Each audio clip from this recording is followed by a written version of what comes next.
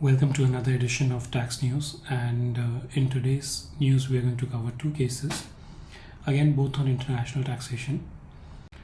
So the first case we are covering today is given by the Mumbai ITAT in the case of Taj TV Limited. Now, an interesting case where there was a Mauritius company which sold an undertaking which was there in India on a slump sale basis to another entity. The question was whether the profits arising from such a slump sale are liable to tax in India under the India-Mauritius DTAA.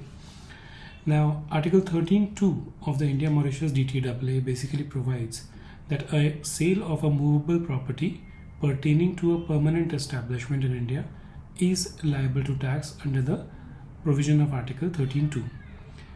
In this case, the question was whether there is a permanent establishment of the non-resident in India. Briefly looking at the facts, Taj TV Limited, which was a Mauritius company and a subsidiary of Zee, sold its 10 sports business, the global broadcasting business, to a subsidiary of Sony Pictures. And there was a gain of 1790 crores, which were raised on slump sale basis.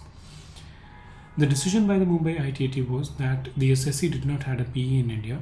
And interestingly, what is important here is that, they said that they do have a fixed place of business in India.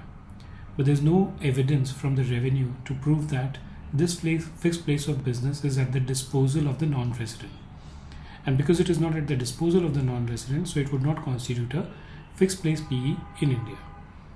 Now, because there's no PE, therefore the question of Article 13.2 being applicable is also not there, because it is applicable only in the case of transfer of a movable property which is pertaining to a permanent establishment. In that case, the provision of Article 13.4 would apply, and because under 13.4 the right to tax capital gain lies with Mauritius, such income was not liable to tax in India. The next case is from the Delhi ITAT, and the question here was that very often we come across cases where there are certain incomes which accrue to a non-resident, and because these are not readily identifiable, so there's some form of valuation which is involved. In this particular case also, what happened was that Assessee, a BVI company, actually developed one software, and the outsourcing etc. was developed given to an Indian company, Satyam Enterprise Solutions. After the software was developed, the IP right was assigned, but because there was certain breach by the Indian subcontractor, they had to make payment of certain compensation to them. The question was, what is the quantum of such compensation which has to be paid? The Assessee, in their case, what they did was that they had involved the expertise of a world-renowned person who had actually specialization in IP valuation, and used that report to arrive at the amount which is to be paid and taxability of the amount. However, the revenue actually rejected that application, and they used certain ad hoc basis. That's what is given in the order for the purpose of arriving at the taxability. The ITAT said that when there is a renowned report which is substantiated through various things by the Assessee, it cannot be rejected.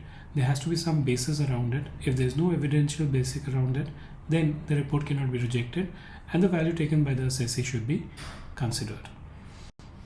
So these were the two things which we had for today.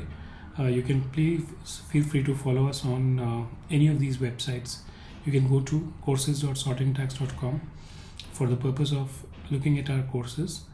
Go to LinkedIn, Facebook or Twitter and follow us for more such updates. Thank you.